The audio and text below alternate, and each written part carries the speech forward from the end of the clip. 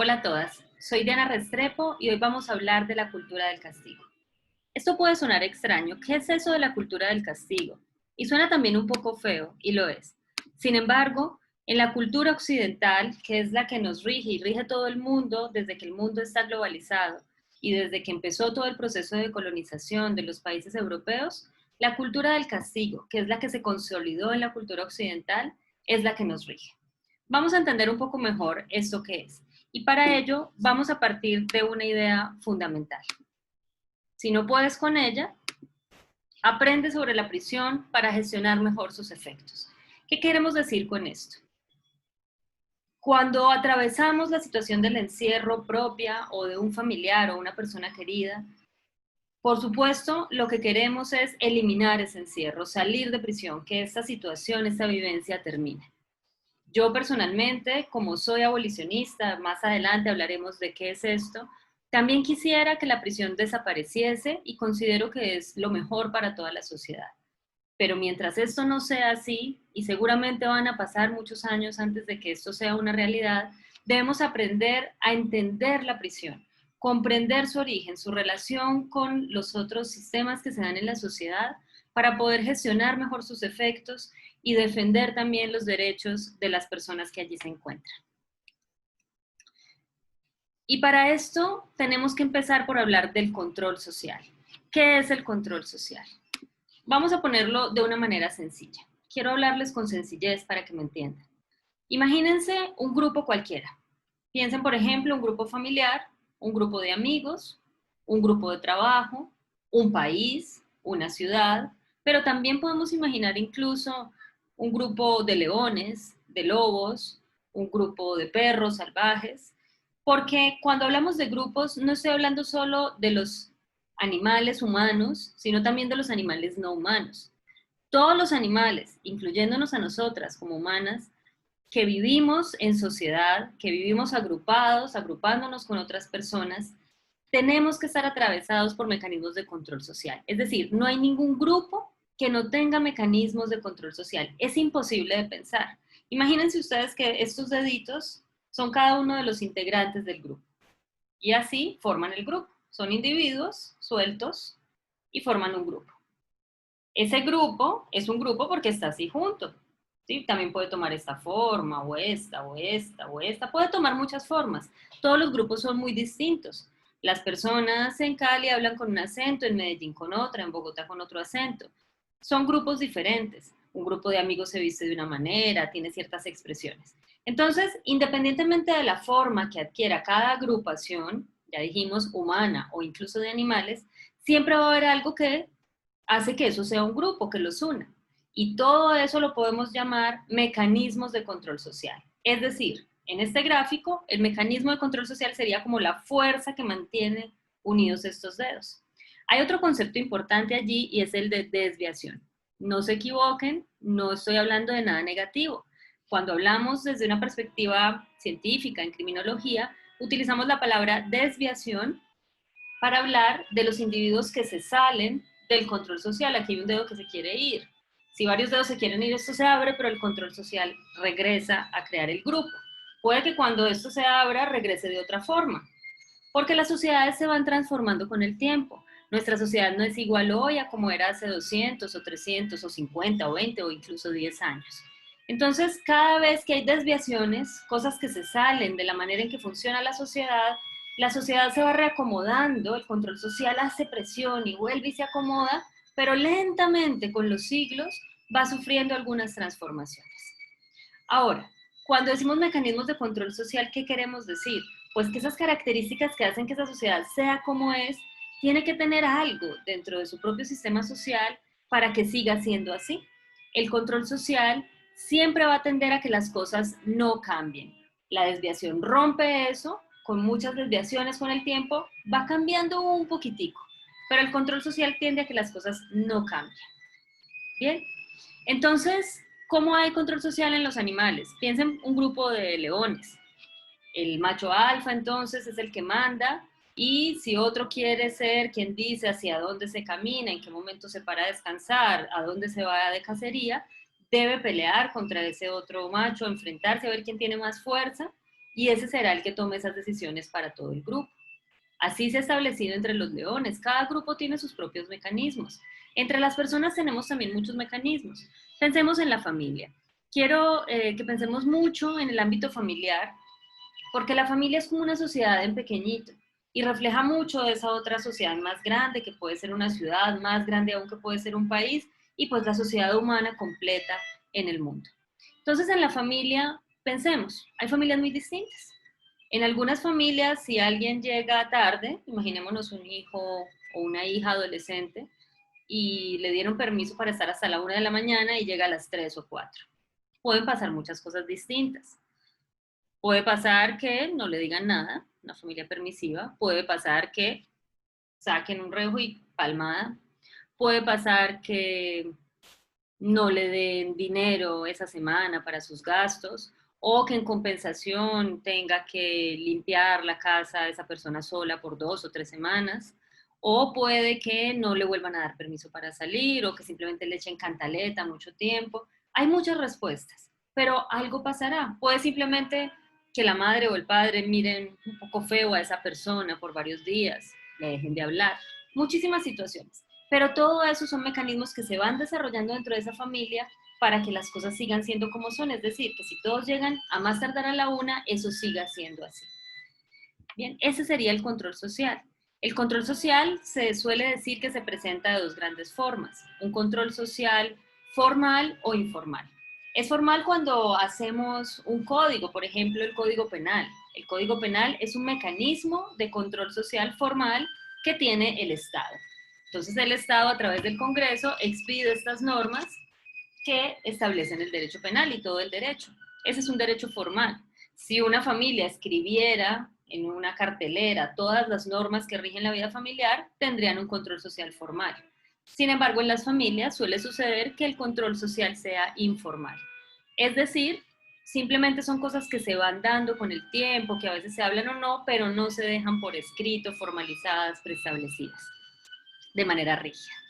Hay controles sociales de los que casi no nos damos cuenta. Por ejemplo, en este momento donde yo me encuentro hace calor, sin embargo estoy vestida. Y cuando ustedes sienten calor y tienen que salir a la calle, también salen con ropa, generalmente, me imagino. La mayoría lo hacemos. ¿Por qué? Bueno, algunos porque nos puede gustar, a otros no, pero ¿por qué todas las personas salen con ropa aunque haga mucho calor? Eso es lo extraño, ¿no? Porque si cada cual hiciera lo que quisiese, seguramente algunas personas saldrían desnudas. Esto es así porque, sobre todo en Colombia, hay un fuerte control social en torno a la desnudez. Si alguien sale desnudo, aunque eso no sea delito, porque no lo es, todas las personas se voltearían, no faltaría quien llamara a la policía. La misma policía quizá no sabría muy bien qué hacer, preguntaría qué le pasa, por qué está desnudo. ¿Sí? Pero todas las personas por lo menos voltearían a mirar, criticarían, no se viviría con normalidad, porque no está aceptado dentro de las pautas del control social informal en nuestra sociedad colombiana que las personas anden por la calle desnudas cuando tienen mucho calor. Entonces, todo está atravesado por mecanismos de control social. ¿Cuál es el mecanismo que nos empieza a interesar a nosotras para entender la prisión? La prisión también es uno de esos mecanismos. Con la prisión, el Estado amenaza a las personas para que no cometan delitos, ¿sí? Y si no, les amenazan con que van a ir a ese lugar terrible. Entonces la prisión es usada ¿para qué? Para que las personas se comporten de una manera, para que la sociedad sea de una determinada forma. No todos los controles sociales se relacionan con el castigo. Muchos de ellos utilizan el castigo como mecanismo para que todos los deditos se mantengan aquí. Usted sale, le pego. El castigo, en muchas, muchas formas que asume el castigo. Sin embargo, hay mecanismos de control social que no son punitivos. Ejemplo, cuando ustedes saben que su madre o su padre, un hermano, una hermana, se fractura una pierna y esa persona les llama, ay, mira, quisiera que me acompañaras al médico porque pues es difícil el transporte con la pierna fracturada. Sí, claro, claro, y ustedes lo hacen y sienten como cierta obligación, lo hacen con mucho gusto, pero pues lo hacen. ¿Qué pasa si no lo hacen? Se activan los mecanismos de control social, que no son punitivos. Seguramente en su familia, más si ustedes ya son adultos, nadie va a llegar a decirles, no le voy a dar no sé qué, le voy a ir a pegar porque usted no llevó a su mamá al médico. No, pero va a haber cierto rechazo, como, ay, tan mala clase. Eso que genera simplemente una vergüenza, una desaprobación por parte del grupo, pero no es como tal un castigo. Entonces hay mecanismos que no son punitivos y que también funcionan muy bien para el control social informal. De hecho, las investigaciones lo que nos dicen es que es mucho más efectivo, es decir, se cumplen mucho más las normas que se sustentan en un control social informal que las que tienen un control social formal. Y la mayor parte de ellas, control social informal no punitivo. Entonces es importante que sepamos que el castigo, si bien está presente en nuestra sociedad como un núcleo de esa cultura occidental, no está presente en todo. Hay muchos espacios libres de castigo que también funcionan y otros tipos de control social que se dan en este sentido. Esta es la primera introducción. ¿Por qué hablamos entonces del control social para entender un poco mejor la prisión? Lo vamos a entender hablando ya sí de la cultura del castigo. ¿Por qué? Porque la prisión es solo una forma de castigar, es solo una manifestación muy importante hoy, la más importante en el mundo moderno, en el mundo actual, o en el mundo posmoderno realmente en el que estamos, es la prisión. Es el castigo principal que tiene nuestra sociedad. Es ese que nos genera miedo, ese que representamos, castigo y pensamos en prisión. Bien, la cultura del castigo es esa cultura que se apoya en que todo funcione a través de castigos. La prisión o otro tipo de castigo. Piensen, por ejemplo, el castigo es una aparición muy temprana en nuestras familias. Nuestras familias utilizan distintas formas de castigo en nuestra educación. Luego vamos al colegio y allí encontramos que también se usan formas de castigo. Hasta hace poco, en la generación de nuestros padres, o por lo menos de nuestros abuelos y abuelas, era muy común el castigo físico incluso en la escuela. Les ponían a cargar ladrillos, a arrodillarse sobre tapitas de gaseosa, el reglazo tan conocido.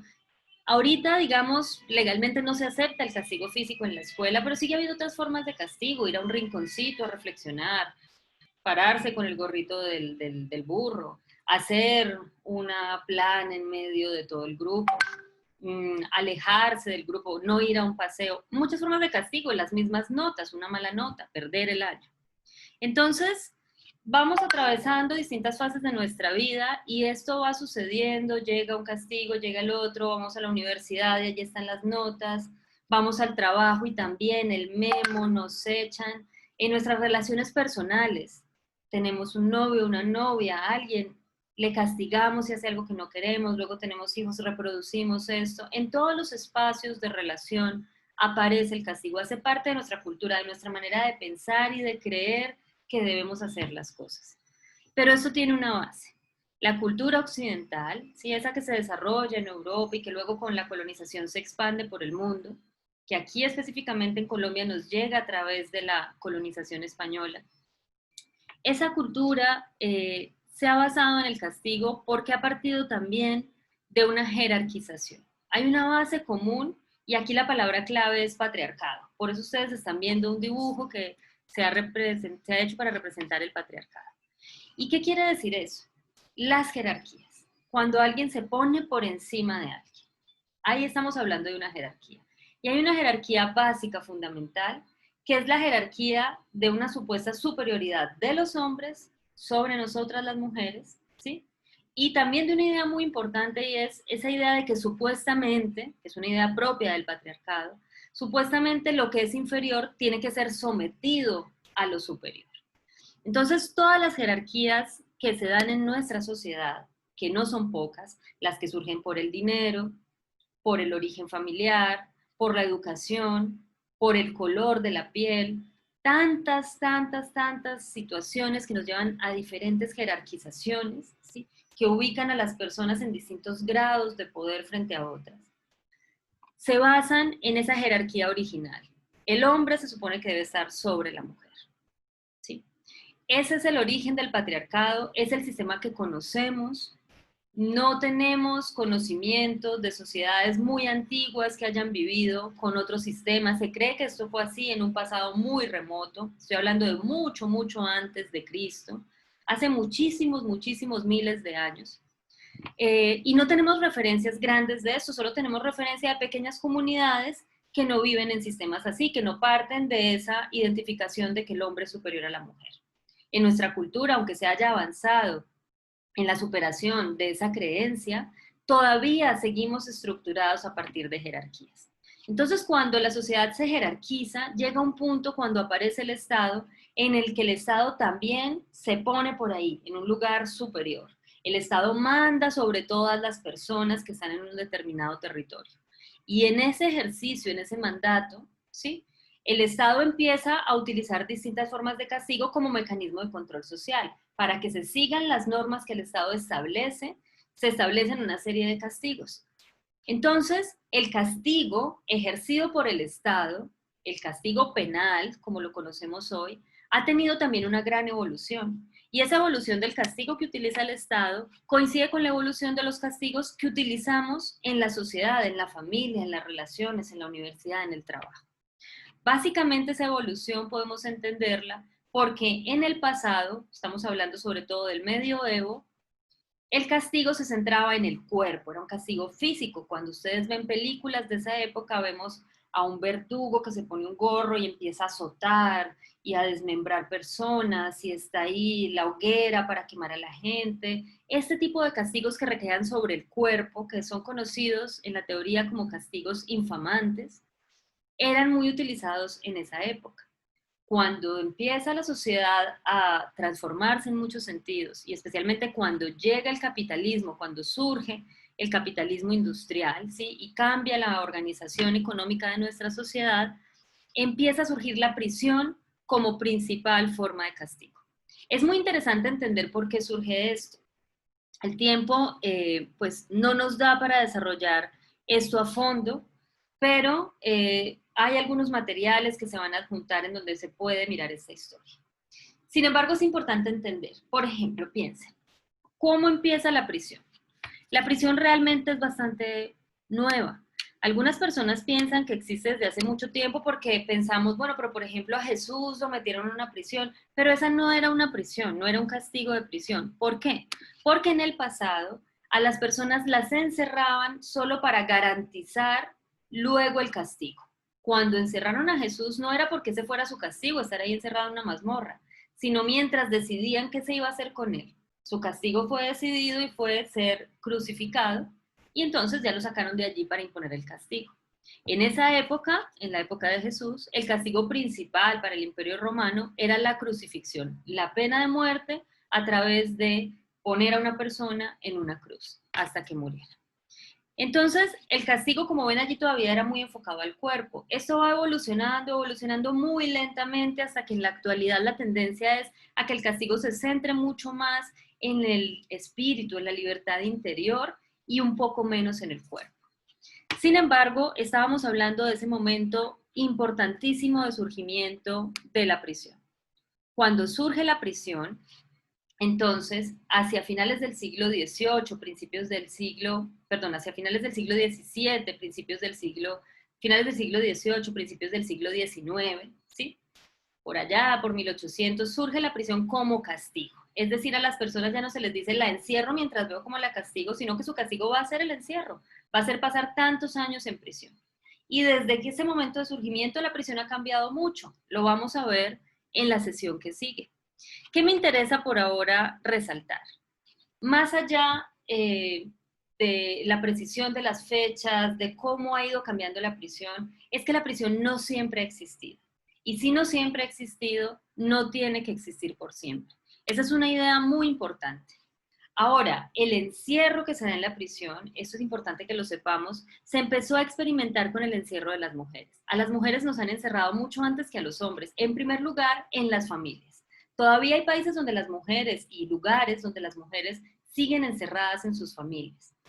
Este fue el primer ensayo y luego se empezó a encerrar por parte del Estado a mujeres que se desviaban de lo que debían hacer. No cometían delitos, no eran delincuentes. Eran mujeres que, por ejemplo, tenían hijos por fuera del matrimonio, ¿sí? O eran mujeres lesbianas, o mujeres que se prostituían, o mujeres que no querían casarse, por ejemplo.